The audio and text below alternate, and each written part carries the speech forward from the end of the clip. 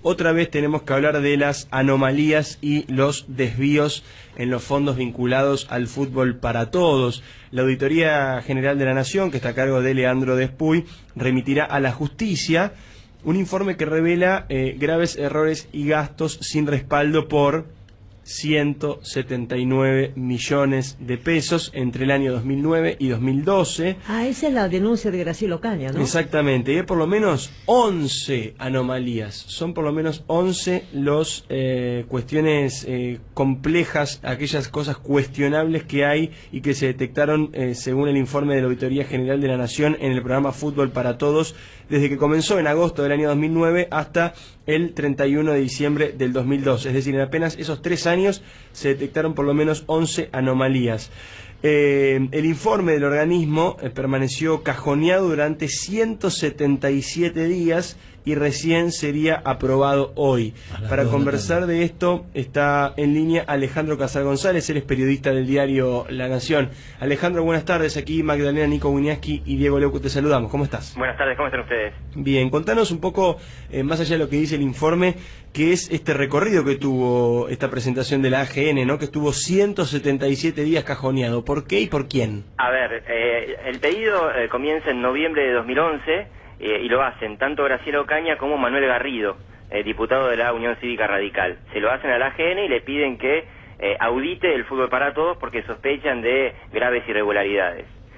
La AGN empieza con el trabajo de campo el 1 de octubre de 2012, es decir, un año después, ¿sí?, del pedido original. Sí. Y lo hace desde el 1 de octubre de 2012 hasta el 28 de diciembre del 2013. El informe preliminar que le llega a la jefatura de gabinete se envía el 19 de agosto del año pasado. Y la jefatura contesta con su descargo, y que es obligación de los organismos auditados contestar con un descargo, el 20 de octubre de 2014. O sea que se podría haber aprobado en los primeros días de noviembre. Recién se va a tratar hoy. ¿Por qué?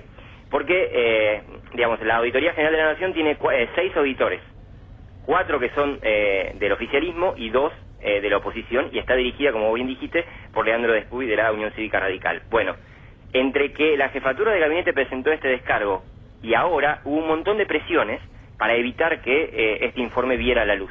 Ahora, Alejandro, esto tal vez es una pregunta un poco más profunda y que por ahí no tengamos la respuesta a ninguno de los 4 que estamos compartiendo esta conversación, pero ¿por qué un organismo de control que debe justamente fiscalizar el buen accionar del gobierno de turno tiene de 6 integrantes 4 oficialistas? Es un poco extraño, digo, la verdad es que va en contra de su propia naturaleza. ¿Cómo alguien se va a investigar a sí mismo? En realidad depende del poder legislativo. Claro, por eso lo digo. General de la Nación.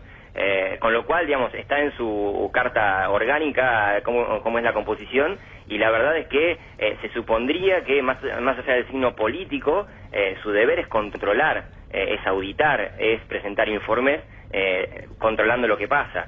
En este caso en particular, evidentemente, es un tema demasiado sensible y es un tema que muchos de los auditores o allegados a los auditores no querían que trascendiera. ¿Qué pasó? En el medio, a principios de marzo, la jueza Servini de Cubría le dijo a Despuy: no importa que no esté el informe final, manden el informe preliminar porque yo lo necesito.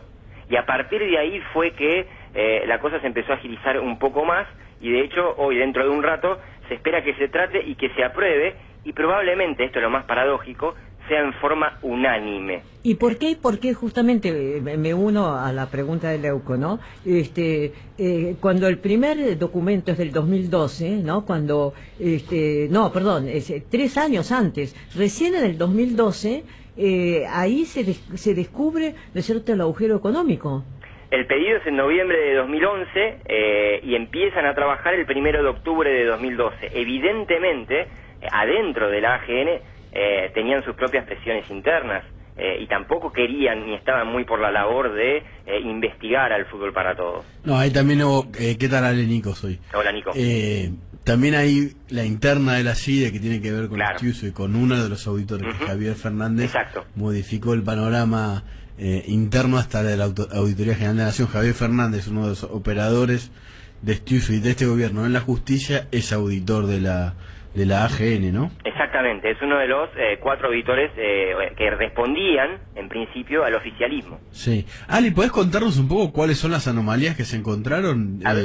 ¿Son 178 millones? ¿Casi 179? Sí, que no tienen respaldo, o sea que en el trabajo de campo no encontraron ningún tipo de respaldo. Después la jefatura respondió que en realidad las facturas estaban y que está todo en regla, pero lo concreto es que originalmente no había respaldo para esa cifra. Alejandro, cuando sí. dice que no hay respaldo, significa que había erogaciones, había gastos por 179 millones de pesos que no se sabían para qué era porque no estaba la facturación correspondiente. Exactamente. Y después hay casi 189 millones de pesos que la jefatura de gabinete gastó bajo una figura que se llama de legítimo abono. Para traducirlo en lenguaje criollo, es pagarle a un proveedor sin que se hayan cumplido todos los requerimientos burocráticos. Y porque ese proveedor ya viene trabajando para la jefatura.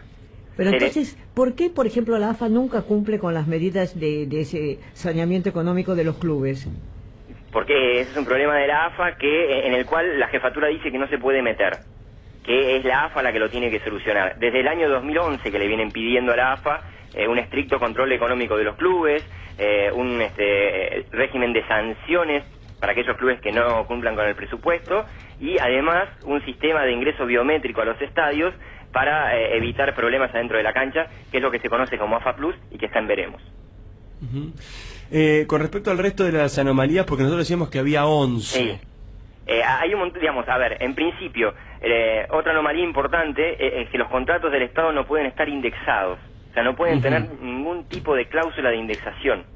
¿Indexación con respecto a la inflación? No, indexación con respecto a la evolución del contrato. Ah, perfecto. O sea, más allá de la inflación. Originalmente, y esto me consta, el gobierno ofreció poner el índice del INDEC. La AFA no quiso saber nada, estamos hablando de agosto del 2009. Y se optó, otra paradoja más, por un índice muy parecido al que tenía el contrato original de la AFA con Televisión Satelital Codificada, el anterior detentor de los derechos televisivos. O sea, no solamente se utilizó una herramienta prohibida como la indexación, sino que además cuando se quiso colocar un índice no se aplicó el oficial, sino uno privado, que era el que la AFA tenía con el grupo anterior. ¿Y cuál es la particularidad de este índice privado? Y es que está atado al valor del abono de cable. Entonces vos decís, televisión por cable, ¿por qué? Si los partidos van por televisión abierta. Mirá vos, qué paradoja. Bueno, y se firmó con este valor básico de referencia de abono de cable, que es la cláusula de resorte para actualizar el contrato. Y lo más gracioso o irónico es que cuando la jefatura de gabinete le dice, cuando la AGN le dice a la jefatura de gabinete, ustedes no pueden usar el BBR, este índice, para actualizar el contrato porque está prohibido, la jefatura dice, miren, si nosotros hubiésemos actualizado el contrato por el BBR a fines de 2011, tendríamos que haber pagado, de 2012, tendríamos que haber pagado 949.800.000 pesos. Y le terminamos pagando 825. Así que no nos vengan a correr con que usamos el BBR. Pero perdóname, Alejandro, insisto con esto porque me parece impresionante. Sube el cable y entonces esa suba de lo que vale el cable significa un aumento del contrato porque están indexados, están conectados ambos valores. Exactamente. Es increíble. Bueno, es lo que firmaron en agosto de 2009. Pero, perdón, yo no sé si leí mal, ¿no? Pero la Auditoría General de la Nación aparentemente no encuentra, ¿no es cierto?, las órdenes para comprar o dejar de comprar publicidad. ¿Es así? A ver, la publicidad privada estuvo en el Fútbol para Todos hasta el 27 de febrero del año 2010. O sea, nada. Absolutamente nada. O sea que no hay boletas. Bueno, en realidad los remitos publicitarios están, y de hecho hay una estimación que hace la AGN de los ingresos publicitarios en esa época. En realidad lo que dice la AGN es que no hay ningún documento que certifique la razón por la que la jefatura de gabinete prohibió la pauta privada. ¿En qué se basaron?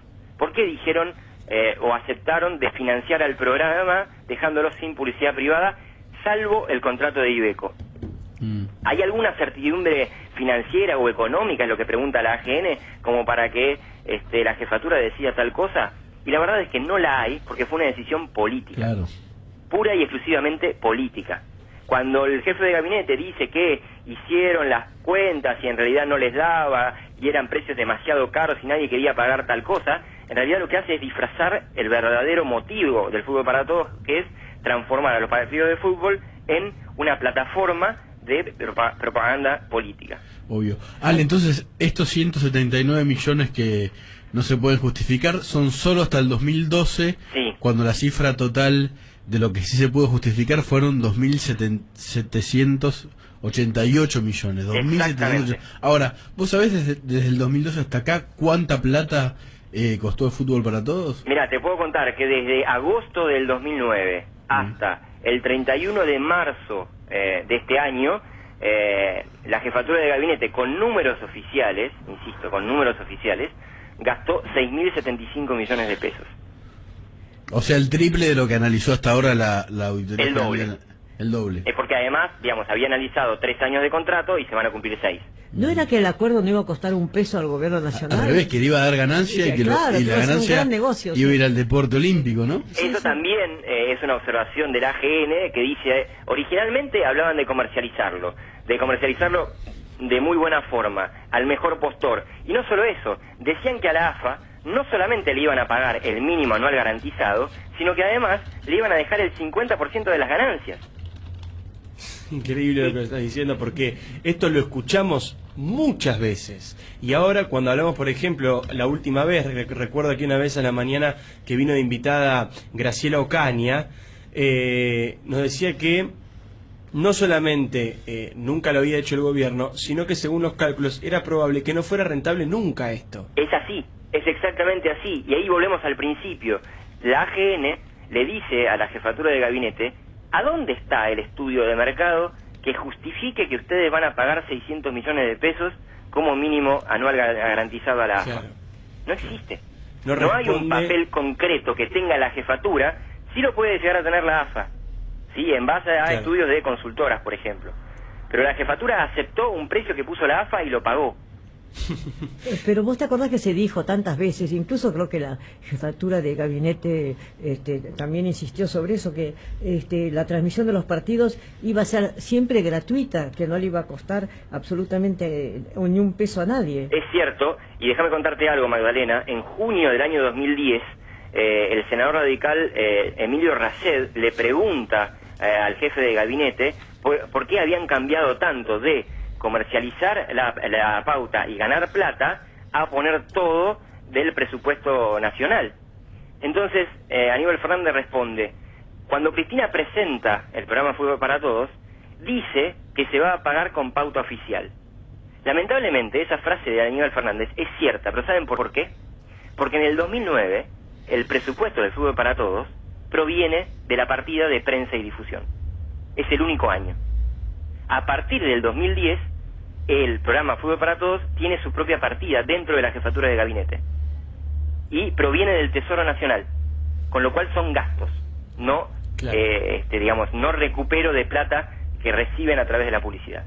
Ahora, Alejandro, del otro lado del mostrador, digamos, que están los clubes, ¿no? Digamos, detrás del gobierno, pasás esa puerta, pasás por la AFA y después está todo el desfalco financiero de cada uno de los clubes individualmente. También era una de las promesas tácitas que había con este plan de fútbol para todos, de que los clubes iban a estar mejor, iban a tener más recursos, iban a recuperar su situación económica tan compleja, y resulta que ocurre todo lo contrario, que cada vez los clubes están peor. ¿Hay alguna explicación o al menos alguna aproximación de explicación para eso? A ver, en el propio informe de la AGN hay una circular interna de la AFA, fechada en el año 2011, en noviembre de 2011, en donde la AFA ya cuenta que se están firmando contratos altísimos y que sus propios afiliados, es decir, los clubes, se están endeudando a niveles astronómicos. La deuda total de los clubes desde agosto del 2009, cuando se firma el Fútbol para Todos, hasta al menos diciembre del año 2013, había crecido un 150%. 150%. Es decir, uno de los pilares básicos del Fútbol para Todos, que era fortalecer las economías de los clubes, fracasó rotundamente. Cuando uno le dice a la jefatura de gabinete, miren, ustedes tenían tal objetivo y fracasaron, la respuesta del otro lado es, eso no es competencia nuestra, sino de la AFA. Nosotros le obligamos a la AFA a poner un montón de controles financieros, pero nadie los puede auditar. Claro. Entonces, si la AFA hace la vista gorda, y les cuento algo, las sanciones del Tribunal de Cuentas para los clubes que no cumplen son irrisorias.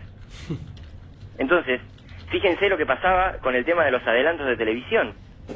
Los clubes más favorecidos eran los que estaban políticamente más vinculados a la jefatura de la AFA, a la jefatura política de la AFA. Entonces, es un negocio político la distribución de esa plata que proviene del Estado. Entonces, ¿cómo no se van a endeudar?